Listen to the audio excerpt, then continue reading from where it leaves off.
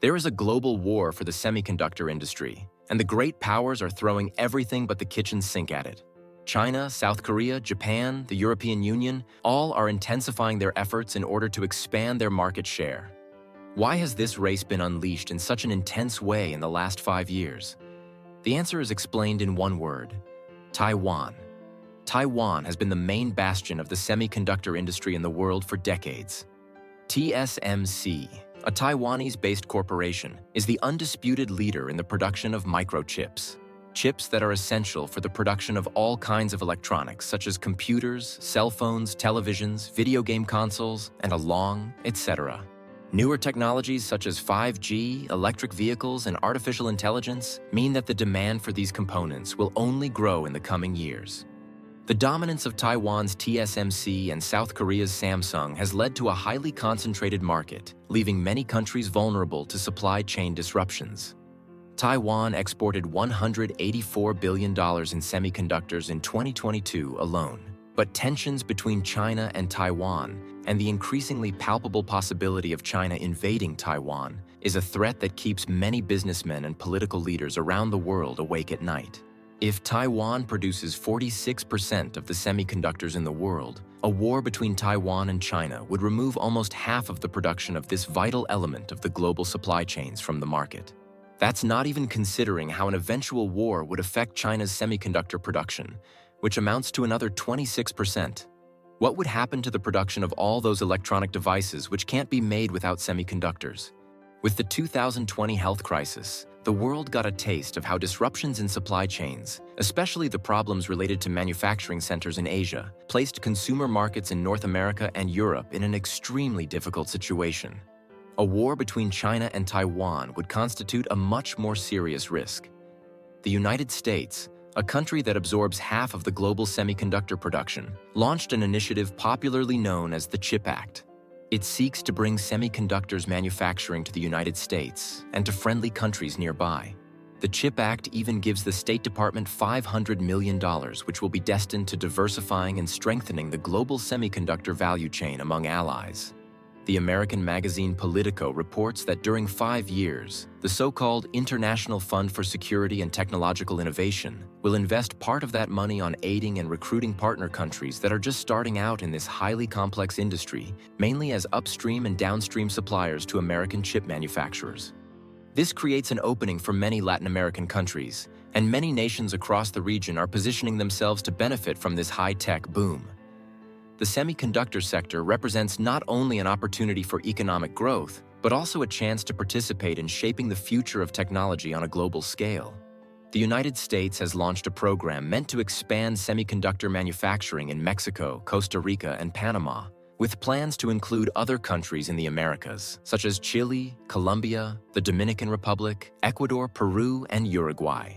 Experts see this as a way of countering China's growing influence in Latin America.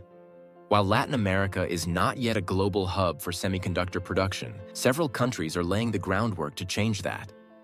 Costa Rica's the one with the most experience in the field. Since 1997, Intel Costa Rica engineers have tested, debugged, validated, and manufactured tens of millions of computer chips. What was once a coffee plantation just outside this country's capital is now a 107-acre complex, which includes an assembly and test factory, engineering design center, multiple labs, a product warehouse, and more. American chipmaker Intel has had a presence in this Central American nation since 1997, where it currently has 3 centers. The current workforce consists of more than 3,500 direct employees and about 4,200 contingent workers. Last year, Intel announced plans to invest up to $1.2 billion there to build the company's only semiconductor chip assembly and testing facility in the West. Part of this investment will be directly subsidized by the CHIPS and Science Act. Another frontrunner is Mexico. The Mexican market is poised to capitalize on the nearshoring phenomenon, where businesses relocate operations closer to home to reduce risks and costs associated with extended supply chains. Taiwanese chipmaker Foxconn plans to build one of the world's largest assembly plants for U.S. tech company NVIDIA in Guadalajara, Mexico. Foxconn announced Tuesday it's building a major superchip facility in Mexico. It said it will be the world's largest manufacturing location for bundling Nvidia's super chips. The chips are a key component of the US firm's next-generation Blackwell family computing platform. Foxconn chair Young Liu said that the factory would be very, very enormous, although he did not say what its investment value would be. QSM Semiconductors, a Mexican company dedicated to developing solutions based on semiconductor technologies, is investing $10 million to build the first semiconductor factory in the country. Despite this being a tiny investment, such plants contribute to improving the skill level of the local workforce. This first plant will be located in the state of Querétaro, and the first stone is expected to be laid by the end of the year.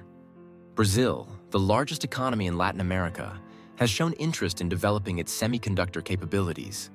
The country has a strong base of engineering talent and a growing tech ecosystem, particularly in cities like São Paulo and Campinas. Brazil's government has also signaled support for technology-driven industries, providing incentives for companies to invest in R&D. However, the country still faces challenges such as infrastructure gaps and relatively high costs compared to other regions. During Brazilian President Lula da Silva's official visit to China, the two states signed a memorandum of understanding around telecommunications, digital developments, and satellite monitoring. In the context of this visit, Brazilian authorities announced that the country would not veto the installation of a Chinese semiconductor factory and that the country is open to developing the technology with China, despite interventions by US governments to stop it from buying Huawei's 5G equipment. Besides this, the Brazilian government will allocate $1.2 billion annually to stimulate research and innovation in chip and electronic supply chains, with applications for solar panels, smartphones, personal computers, and other Industry 4.0 related devices. The funds are expected to reach a total of $3.6 billion by 2026. The Dominican Republic has been promoting itself as a potential destination for the industry by showcasing chip technologies that have been developed in local universities, while at the same time partnering with training centers specializing in this field. Argentina and Chile, while not traditional players in the semiconductor space, have begun exploring the potential of this industry. Chile and Argentina's growing tech talent pool could make these countries attractive for semiconductor-related industries, particularly in areas like semiconductor design and innovation. Many Latin American countries have a burgeoning pool of engineering and tech talent. However, a more focused effort on semiconductor-specific education and training will be necessary to compete with established players in East Asia. The semiconductor industry is highly complex and capital-intensive, requiring significant infrastructure investments. Countries in the region will need to improve their physical infrastructure, including reliable energy sources and transportation networks, to support high-tech manufacturing. Now let me know in the comments, what other Latin American high-tech manufacturing developments do you know about? Which countries do you think will win the regional chip race? This is Latinometry. Subscribe to the channel so that you don't miss more interesting videos about Latin America and the world. Please like and share this video, and thanks for watching.